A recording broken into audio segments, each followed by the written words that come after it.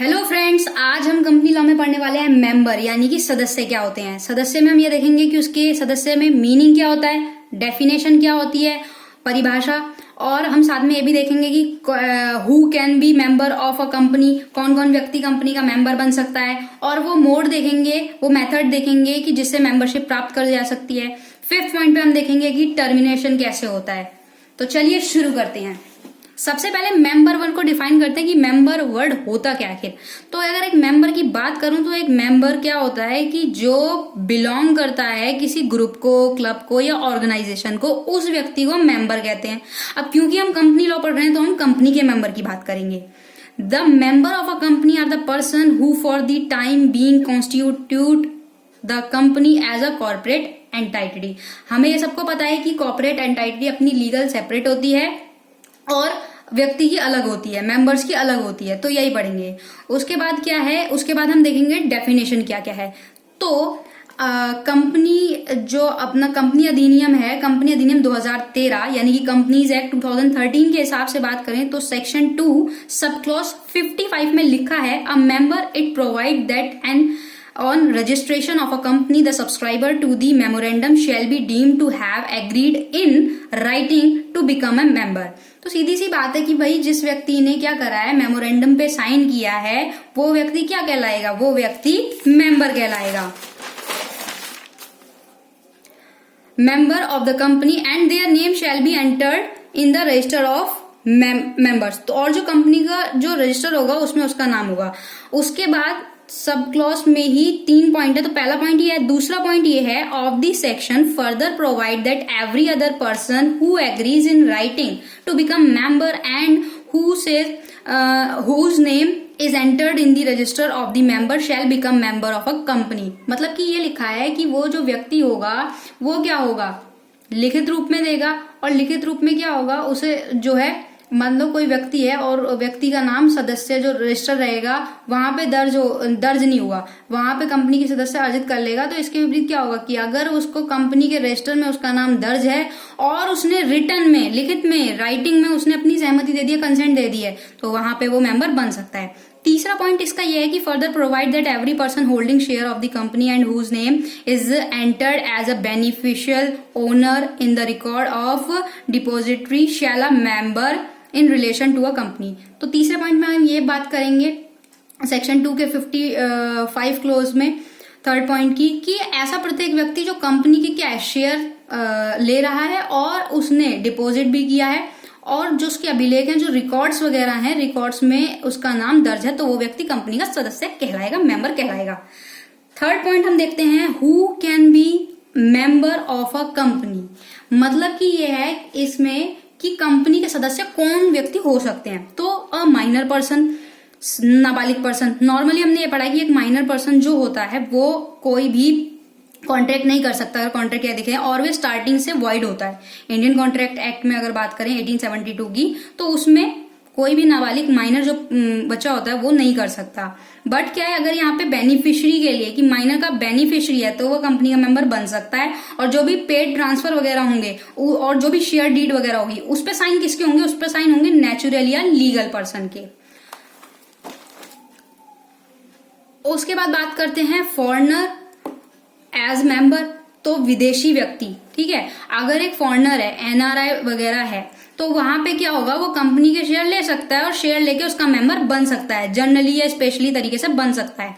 Reserve bank of India यानी RBI under the foreign exchange regulation act 1973, इसके अंदर वो सारी अप्रूवल लेगा, उसके बाद वो बन सकता है। अब मान लो कोई ऐसी स्थिति हो जाती है, ऐसा इवेंट हो जाता है, वॉर की सिचुएशन हो जाती है कि उस कंट्री से वॉर हो जाता है जिस कंट्री का वो सिटीजन है, तो वहां पे क्या होगा, वहां पे उस केस में उस व्यक्ति को एक नोटिस रिसीव करवा दिया जाएगा और उसको सस्पेंड कर दिया जाएगा एक पर्टिकुलर ड्यूरेशन के लिए, कि भाई अब तुम हमारे एक तरीके से एलियन एनिमी है, विदेशी शत्रु जिसे कहते हैं हिंदी में, वो तो हम अब आपको मेंबर नहीं बना सकते। उसके बाद बात करते हैं एन इंसॉल्वेंट पर्सन यानी कि दिवालिया व्यक्ति। तो हम सभी जानते हैं कि जो दिवालिया व्यक्ति होता है उसके अपने कोई भी राइट्स और ड्यूटी नहीं होते प्रॉपर्टी से रिलेटेड। तो इसमें क्या है, इसमें भी यही चीज है कि वो व्यक्ति क्या होगा, वो व्यक्ति अगर दिवालिया हो गया और मान लो रजिस्टर्ड उसका नाम हो गया किसी कंपनी में और उसके बाद वो दिवालिया हुआ है, तो जब तक उसके रजिस्टर में नाम होगा तब तक उसे मेंबर होगा, बट उसे मेंबरशिप वहां से हटा दी जाएगी और not become a member of company, और वो व्यक्ति कंपनी का मेंबर नहीं रहेगा उस टाइम से। उसके बाद 4th पॉइंट बात करते हैं रिसीवर, जिसे हिंदी में हम बोलते हैं प्रापक। तो प्रापक जिसे बोलते हैं हम हिंदी में, उसको क्या कि जो एक रिसीवर है, जो प्रापक है, उसको अपॉइंट किस लिए किया है? उसको अपॉइंट किया है कि कंपनी के जो शेयर वगैरह होंगे उनसे जुड़े जो भी होगी, तो उसको मेंबर्स के सारे अधिकार जो है, सारे राइट वो प्रयोग नहीं कर पाएगा। उसमें क्या होगा, जो आपका शेयर होल्डर होंगे उसमें शेयर के लिए जो कोर्ट अगर रिसीवरी के लिए नियुक्ति की गई है, कोर्ट ने रिसीवर की एक नियुक्ति कर दी, अपॉइंट कर दिया, तो उस केस में जब उसने कोर्ट ने अपॉइंट कर दिया, वहां पे क्या होगा कि अपनी मेंबरशिप वो वहां पे प्रयोग कर सकता है और कंपनी में जितनी भी मीटिंग होंगी उसमें उसको अपना अधिकार प्राप्त मिल जाएगा। अब इसी प्रकार क्या है कि जैसे कोई मान लो शेयर होल्डर है और अपने शेयर गिरवी रख देता है, तो जो व्यक्ति गिरवी रख रहा है वो क्या होगा, वो ये नहीं है कि वो शेयर होल्डर बन जाएगा, वो शेयर होल्डर नहीं बनेगा। वो क्या होगा कि जो कंपनी के शेयर्स रहेंगे ना, वो उसकी सदस्यता का हद भी प्राप्त नहीं कर सकता, बल्कि क्या होगा, जो गिरवी रखने वाला व्यक्ति होगा उसी के पास बने रहेंगे, बट मेंबर नहीं बन पाएगा। उसके बाद हम बात करते हैं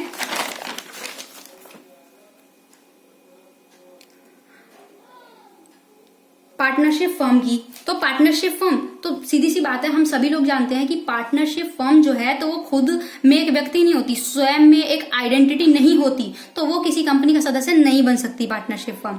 लेकिन क्या है कि उसका जो नाम होगा, उसके नाम पर कंपनी के अगर उसने शेयर खरीद लिए तो वो मेंबरशिप ले सकती है, और फर्म का नाम जो होगा वो क्या करेगी, शेयर्स को बांट भी सकती है। लेकिन उस स्टेज पे क्या होगा कि जो फर्म होगी, फर्म जो अपनी फर्म होगी उस कंपनी में क्या करेगी, वहां पे उस कंपनी का वो शेयर होल्डर मान लिया जाएगा।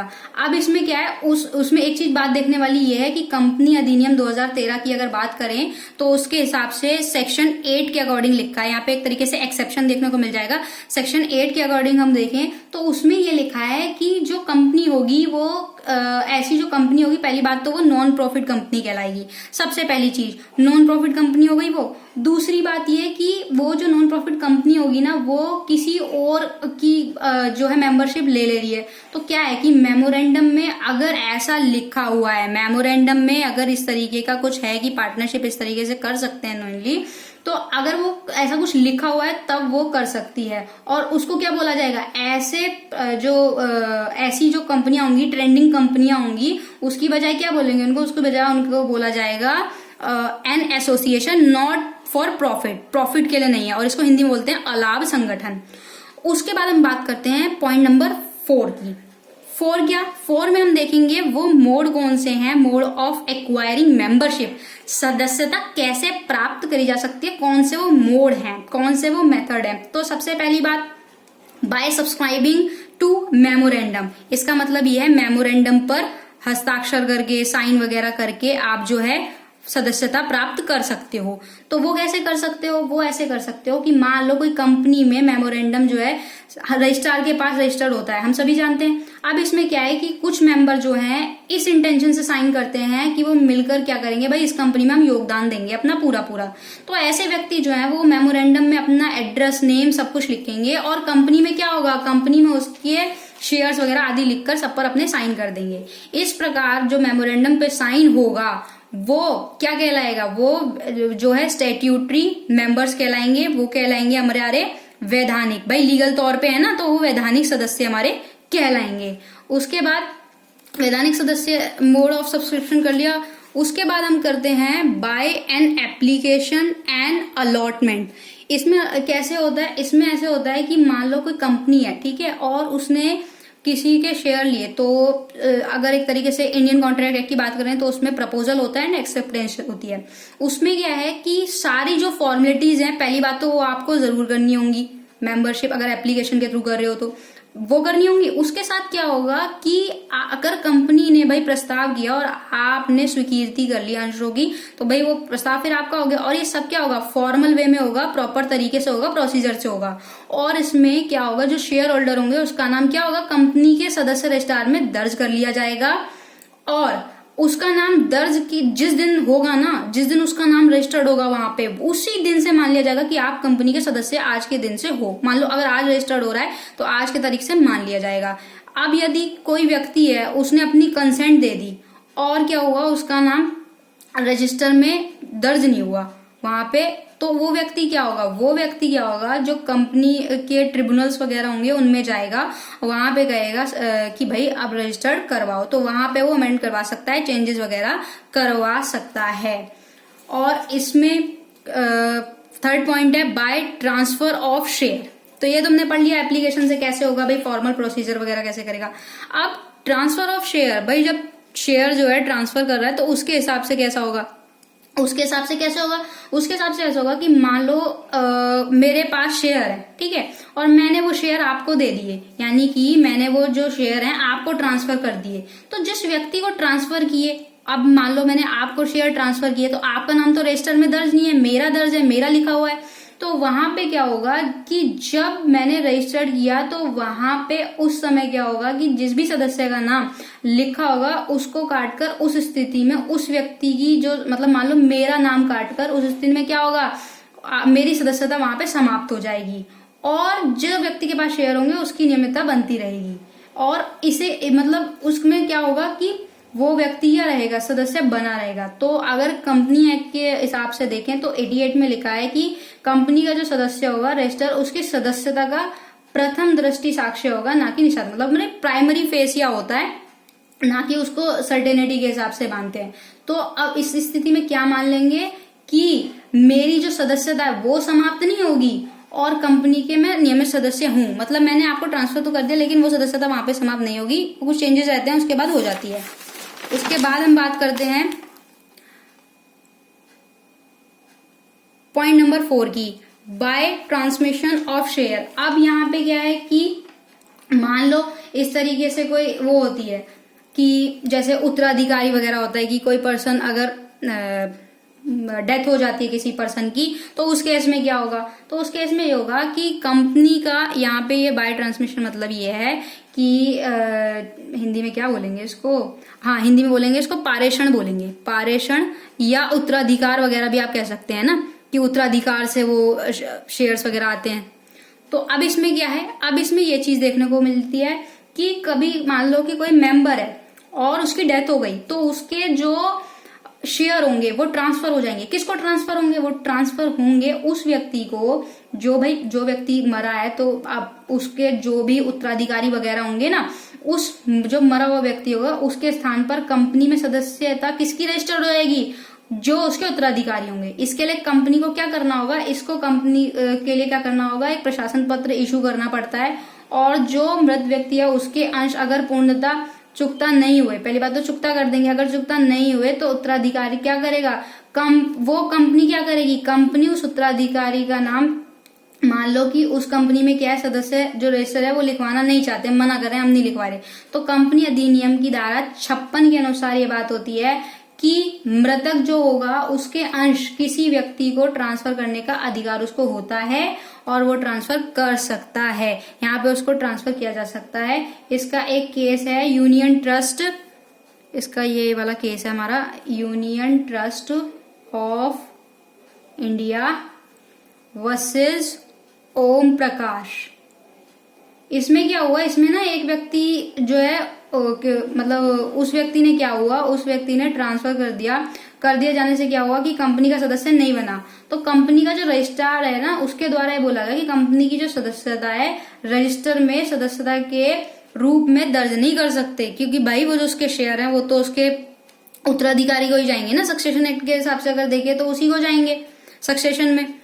उसके बाद पॉइंट नंबर 5 की बात करते हैं, बाय एक्वाइजेंस और एस्टॉपल। मतलब कि इसमें ये होता है, इसको हिंदी में हम बोलेंगे इसको हिंदी में बोलेंगे मौन सहमति, ठीक है। मौन सहमति मतलब कि आपने अपनी कंसेंट दे दी है, चुप रह के आपने अपनी जहां को बोलना था आप नहीं बोले तो आपकी मौन सहमति मान ली जाती है, आपकी कंसेंट मान ली जाती है। तो इसमें क्या है कि मान लो कि जैसे हम क्या हुआ गलती से ना या कुछ भ्रम वगैरह से गलती से नाम लिख गया, अब उसमें नाम लिख गया तो और हमने कोई ऑब्जेक्शन नहीं उठाया कि हमें कोई दिक्कत नहीं, हमारा नाम आपने एज अ मेंबर लिख दिया, और रजिस्टर में बना रहेगा वो नाम। तो जो स्वयं जो होगी ना कंपनी, उसको सदस्य, कंपनी का जो सदस्य होगा वो अपने आपत्ति नहीं दिखाई कि हमें कोई दिक्कत नहीं है, तो व्यक्ति क्या होगा, व्यक्ति जो होगा वो उस कंपनी का क्या माना जाएगा, व्यक्ति उस कंपनी का मेंबर माना जाएगा। और इसमें जब वो कोई आपत्ति नहीं दिखा रहा और उसका मेंबर माना जा रहा है, और भले ही वो कंपनी का सदस्य है, भले उसका नाम रजिस्टर में लिखा हो या नहीं लिखा हो, अगर वो आपत्ति नहीं दिखा रहा कि भाई कोई दिक्कत नहीं है मुझे मेंबर बनने में, तो वो बन सकता है। इसे अगर कंपनी एक्ट के अकॉर्डिंग देखें तो डॉक्ट्राइन ऑफ होल्डिंग आउट कहते हैं कि भाई व्यक्ति ने कोई आपत्ति नहीं दिखाई, कोई ऑब्जेक्शन नहीं उठाया, कोई वो नहीं दिखाया, तो इस केस में ये मान लिया जाता है कि उस व्यक्ति ने अपनी मौन सहमति दी है, अपनी कंसेंट दे दी है। उसके बाद हम बात करते हैं 5th पॉइंट पे, यानी कि how does a membership terminate. Membership terminate कैसे होती है, कब समाप्त हो जाएगी, तो कैसे समाप्त हो जाएगी, बाय ट्रांसफर ऑफ शेयर। मान लो अंश जो आपके शेयर हैं वो हमने किसी और व्यक्ति को दे दिए, तो उसमें क्या होगा कि जो ट्रांसफर होगा उसका तो सदस्य जो रजिस्टर्ड होगा उनमें नाम होगा, तो वहां पे क्या है वो सदस्य नहीं रहता और उसकी सदस्य वहां पे समाप्त हो जाती है। उसके बाद दूसरा तरीका है अंशों की जब्ती द्वारा। अच्छा, ये बड़ा ध्यान से देखने वाली बात है अंशों की जब्ती। इसमें ये होता है कि अगर कोई शेयर होल्डर है और उसके द्वारा क्या हुआ कि अंश ना वो जो राशि मांग जाने पर उस पर भुगतान नहीं कर पा रहे, तो कंपनी की ओर से ये ना चेतावनी दे दी जाती है कि भाई आप कोई कार्रवाई करो, कोई एक्शन लो, और वो एक्शन नहीं लेते तो कंपनी के जो डायरेक्टर होंगे, कंपनी के डायरेक्टर क्या करेंगे इस केस में, कंपनी के डायरेक्टर एक प्रपोजल रखेंगे कि भाई अंशों को जो है आपके जब्त कर लिया गया है, आपके अंश वापस ले लिए गए हैं, और यहाँ पे आपकी मेंबरशिप खत्म हो जाएगी इस रीजन पे। थर्ड है by valid surrender of share, अंशों के वैध समर्पण द्वारा। अगर देखा जाए तो दोनों सिमिलर ही हैं कि जब्ती कर ली और वैध समर्पण। इसमें क्या है कि कभी कभी कंपनी की क्या होती है, जो प्रेजेंट में शेयर होल्डर रहता है ना वो चुका पा नहीं रहा, तो उस केस में क्या करेगी कंपनी, अपने अंशों को वापस कर देगी और उसकी सदस्यता से अलग हो जाएगी। लेकिन इसमें क्या है कि जो अंश है वो उसने सरेंडर कर दिए, जो शेयर है उसने सरेंडर कर दिए, तो उस कंडीशन पे क्या होगा, उस कंडीशन पे कंपनी जो है खुद से ये वो कर लेगी कि हाँ भाई जो सदस्य आप हो और आपने अंशों का सरेंडर कर दिया, आपने शेयर्स के सरेंडर कर दिए, उस केस में वहां पे जो है आपकी मेंबरशिप खत्म हो जाएगी। और देखा जाए तो कहीं ना ये एक दूसरे के वही है परिणाम कि भाई यहाँ से आपसे जब्ती कर लिया गया और यहाँ से आपको एक तरीके से सरेंडर आपने खुद से ही कर दिया। उसके बाद बात करते हैं पॉइंट नंबर 4 की, by resigning the contract of membership. मतलब क्या है कि सदस्य के मतलब निरस्त कर दिया गया। कैसे निरस्त कर दिया गया, अनुबंध के द्वारा, कि वर्तमान में अभी क्या है कि करंट सिचुएशन में मान लो कि प्रोस्पेक्टस वगैरह से मिथ्या कथन या झूठी वोटी कोई बात कही और कोर्ट में इस तरीके से लेके गए, और वहां पे जो भी डिसीजन रहा कि भाई मेमोरेंडम पे आपने हस्ताक्षर वगैरह किया, जो भी चीज रहती है उसके बाद निरस्त करवा दिया, तो कंपनी की सदस्यता से क्या रहेगा वहां पे, इस प्रकार अगर निरस्त करवाया तो कंपनी की सदस्य से छुटकारा नहीं पा सकते। लेकिन कंपनी के सीमा नियम पर अगर साइन कर दिया है, मेमोरेंडम पे साइन कर दिया है, तब आप नहीं करवा सकते। अगर आपने ये कर दिया है कि भाई आपको कंपनी का मतलब आपने ये बोल दिया कि भाई हमने तो जो प्रोस्पेक्टस था उसमें गलत वगैरह लिखा था और हमें अपने शेयर वगैरह वापस चाहिए, या इस तरीके का हम कुछ कह देते हैं, तो उस केस में क्या होगा कि अपनी जो मेंबरशिप है वो खत्म हो जाएगी। लेकिन अगर आपने मेमोरेंडम में साइन कर दिया तो नहीं हो सकती। उसके बाद बात करते हैं ऑन अकाउंट ऑफ डेथ और इंसॉल्वेंसी। सीधी सी बात है, अगर डेथ ही हो गई, कोई व्यक्ति मर ही गया या इंसॉल्वेंसी हो गया, दिवालिया हो गया, तो उस बात पे क्या होगा, उसकी सदस्यता उसी दिन से समाप्त हो जाएगी जिस दिन उसकी डेथ हुई है या जिस दिन वो दिवालिया घोषित हुआ है। 6 point on account of winding up the company. अब सीधी सी बात है, जब कंपनी ही नहीं रही तो सदस्य कैसे रहेंगे, कंपनी रहेगी तो उसके सदस्य रहेंगे ना। इसमें एक देखने वाली बात यह है कि इसमें मेंबरशिप तो आपकी खत्म हो जाएगी, बट जो लायबिलिटी आप पे रहेगी वो आपकी खत्म नहीं होगी। मतलब कि कंपनी खत्म हो गई है और उसकी सदस्यता एक तरीके से देखा जाए तो खत्म हो गई, लेकिन जो लायबिलिटी है, रिस्पॉन्सिबिलिटी, ड्यूटी है, वो आपकी खत्म नहीं हुई। तो आई होप ये टॉपिक आपको पूरा क्लियर हुआ होगा मेंबर का, कि कंपनी के मेंबर का क्या क्या रहता है। तो एक बार रिकॉल कर लेते हैं।